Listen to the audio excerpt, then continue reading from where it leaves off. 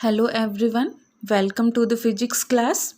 In the previous unit, that is motion, we have discussed a lot about bodies moving in a straight line. For example, a moving car, leaves falling from a tree, a ball falling from a certain height. We have analyzed all such kinds of motion in terms of a few physical quantities like displacement, velocity, time, and acceleration. We have also studied about two types of motion, that is uniform and non-uniform motion. Whenever we talk about uniform motion, then displacement, velocity and time are quite sufficient for us to study the motion of a body. But when it comes to non-uniform motion, we have to take into account the acceleration of the body as well. Till now, we have studied a lot about types of motion, but still, we have not discovered yet about the cause of motion of a body. Or even if a body moves, how it is able to change its speed. Now, these questions are yet to be answered by us, and these questions will be the basis of this unit which we are going to start today. And this unit is named as Force and Laws of Motion. Now, we have a question that what is the cause behind the motion of the body? Let us try to answer this question based on our daily life experiences. For example, kicking a football. Now, if we want that football to move, we need to go ahead and kick that football. Otherwise, it will not move. It will always in a position of rest. Also, while pushing a trolley, we need to push it, otherwise it will not move. From these examples, we can say that there must be an external agency when a body is said to be in motion, and this external agency is termed as force in physics. So, what is force? Force is an agent which changes or tends to change the position of rest or of uniform motion in a straight line or in the direction of motion of the body. Force वो external agent है जो किसी भी body को जो है rest से motion में ला सकता है, या फिर मोशन से जो है रेस्ट में ला सकता है, या फिर किसी मूविंग बॉडी की डायरेक्शन को चेंज कर सकता है. Or in simple words, we can say that force is an agent whose action produces acceleration.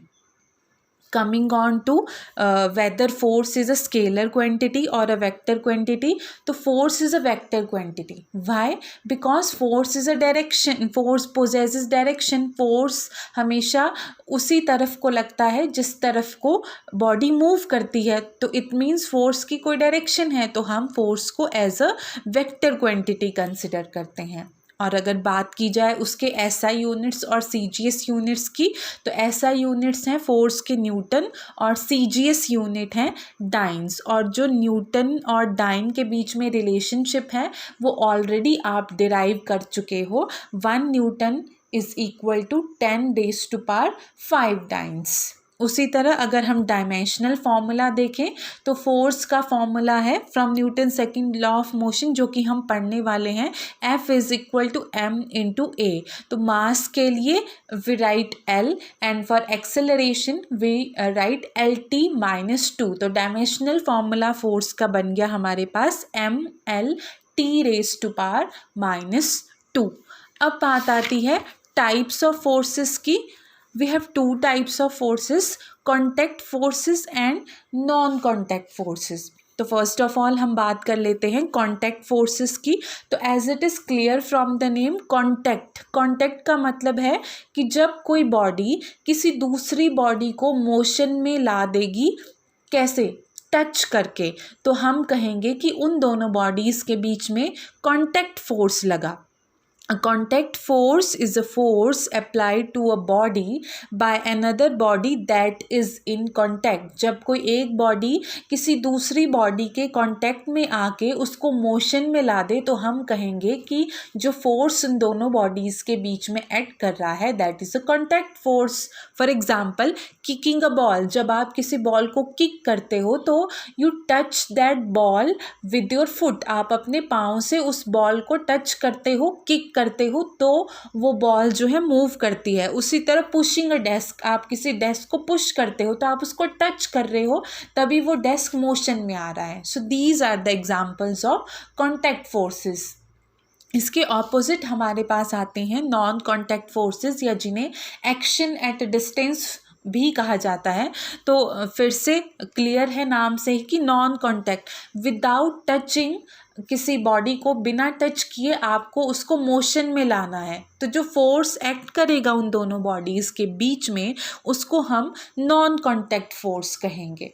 ठीक है. फॉर एग्ज़ाम्पल जैसे कि कोई मैग्नेट है, वो आयरन की नेल को बिना टच किए ही अपनी तरफ अट्रैक्ट करता है तो वो उसको मोशन में ला रहा है बिना टच किए, तो हम कहेंगे कि वो नॉन कॉन्टैक्ट फोर्स है. उसी तरह न्यूक्लियर फोर्स जो लगता है न्यूक्लियस के अंदर बिटवीन न्यूट्रॉन्स एंड प्रोटॉन्स, वो भी क्या है आपके पास नॉन कॉन्टैक्ट फोर्स है.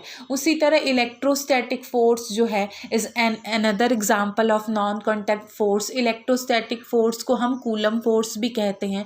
तो इलेक्ट्रोस्टैटिक फोर्स जो है वो दो चार्ज बॉडीज़ के बीच में लगता है. वो चार्ज बॉडीज़ जो हैं सेम साइन की भी हो सकती हैं और ऑपोजिट साइन की भी हो सकती हैं, यानी दोनों पॉजिटिव भी हो सकती हैं, दोनों नेगेटिव भी हो सकती हैं, या फिर एक पॉजिटिव और एक नेगेटिव भी हो सकती है. तो उन दोनों चार्ज बॉडीज़ के बीच में भी एक फोर्स एक्ट करेगा. तो आप यहाँ से भी क्लियर हो रहा है कि दोनों बॉडीज़ जो हैं, दोनों चार्ज बॉडीज़ बिना टच किए जो हैं एक दूसरे की तरफ अट्रैक्ट या रिपेल हो रही हैं. अगर सेम चार्जेस होंगे तो रिपेल करेंगी, ऑपोजिट चार्जेस होंगे तो अट्रैक्ट करेंगी. ठीक है. तो ये कुछ एग्जाम्पल्स थे हमारे पास नॉन कॉन्टैक्ट फोर्सेस के.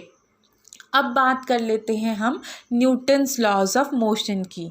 The father of physics sir Isaac Newton ने जो है 3 फंडामेंटल लॉज दिए थे मोशन के, जिन्होंने एस्ट्रोनॉमी में बहुत ही हेल्प किया और जिन 3 लॉज ने जो है फिजिक्स का बेस बना दिया. तो बात करते हैं हम फर्स्ट लॉ की. Newton's first law of motion states that कि अगर कोई भी बॉडी है यूनिवर्स में और अगर वो रेस्ट पे है तो वो रेस्ट पे ही रहेगी. अगर वो यूनिफॉर्म मोशन के साथ मूव कर रही है तो वो उसी तरह मूव करती रहेगी, या फिर स्ट्रेट लाइन में मूव कर रही है तो स्ट्रेट लाइन में ही मूव करती रहेगी until and unless an external force acts on that body. Every body in this universe continues to be in a state of rest or of uniform motion in a straight line until and unless compelled by an external force. जब तक उस body के ऊपर कोई external force act नहीं करता है तब तक वो बॉडी मूव नहीं करेगी. जैसे आपके पास एक बुक है that is lying on a table, तो जब तक आप उसके ऊपर कोई एक्सटर्नल फोर्स अप्लाई नहीं करते हो, जब तक आप उसको फोर्स नहीं लगाते हो अपने हाथों से, तो वो बुक अपने आप कभी मूव नहीं करेगी. या जैसे कोई गाड़ी है वो मूव कर रही है यूनिफॉर्म स्पीड के साथ, तो जब तक आप ब्रेक्स अप्लाई नहीं करते हो तो वो गाड़ी स्टॉप नहीं करेगी.